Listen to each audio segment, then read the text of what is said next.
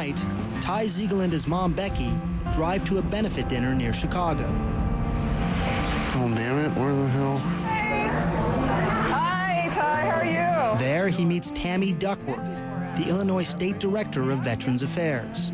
And he's not afraid to tell Tammy the VA has let him down. It's been interesting. We actually had to call Mr. Nicholson, because the first ratings paper they gave me was pretty bad, pretty low percentages. Yeah, real, like anybody could tell. You didn't have to be a doctor to know. The person who reviews the claims, the ratings specialist, is just a bureaucrat. It's not anybody who's trained in the medical field at all. Seems so arbitrary. It is arbitrary. We are, as a nation, will need to care and live up to our end of the bargain to meet the needs of our veterans for the rest of their lives. Are you optimistic about the future for our veterans? No. I think we have a big fight ahead of us. For Tammy, the fight began November 12, 2004. Tammy seated in the cockpit of a Black Hawk helicopter just north of Baghdad, on her last flight of the day with Dan Milberg, the pilot in command. I'm thinking, this is great. 15 more minutes, we're gonna be home, we'll be eating chow. Nobody sees us, nobody has any clue we're even here. And then all of a sudden, boom. Then I remember a big orange fireball in my face.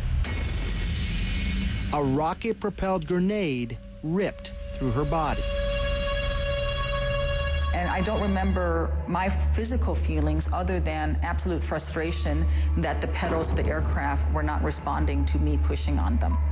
The pedals weren't responding. Why? Right. I didn't have any legs. She's slumped over up against the instrument panel. She didn't seem like Tammy. She didn't have a smile on her face. She wasn't talking. I thought she was dead, and yeah. The crew member unbuckled her, and she just, as I pulled her, she came out on top of me, and down on the ground we went again. We must have fell. I bet you I fell on the ground 20 times trying to get people out of there.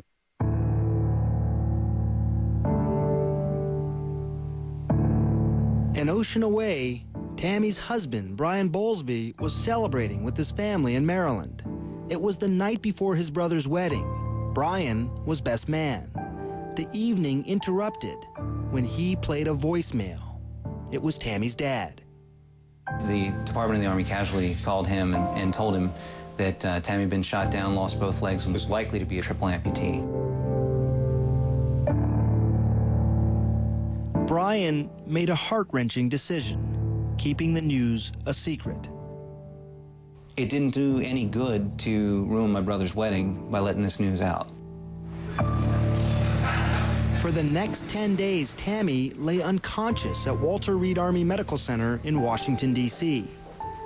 And then when I woke up, I remember asking my husband to please ask the doctors to give me pain medication for my legs. And I thought that meant, okay, she doesn't know she's lost her legs. So I went out and I got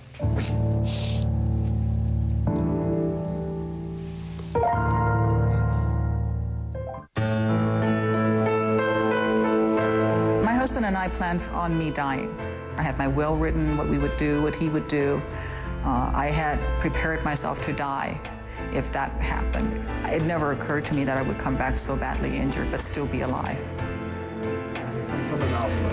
Her legs gone, one severed above the knee, one below. Her right arm shattered. So this was my stomach, and then they took the skin graft here to put on here. I think about Dan looking over saying, she's dead.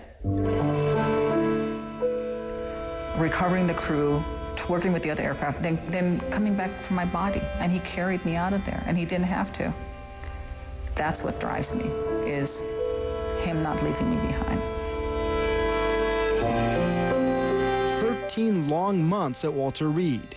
Tammy Duckworth had a lot of time to think about the future, and it looked bleak. Watch out. I started becoming more and more worried that that transition from the incredible care I received at Walter Reed was not going to happen smoothly as I went to the VA. Then I started worrying about the fact that maybe this country won't remember in 5 years that there are all these war wounded and that this is also a price of the war. And the sad truth is that the price of this war could be greater than any this country has ever fought. Advances in battlefield medicine are saving the lives of so many who are grievously wounded. The global war on terror has the highest ratio of injured to killed in U.S. military history. 7 are wounded in combat for every soldier killed in Iraq or Afghanistan. And the cost of caring for them over their remaining lifetimes could ultimately reach more than $600 billion. It's a cost of the war that the American public hasn't even thought about. Up next, Tammy's husband off to war. I'm gonna really miss you.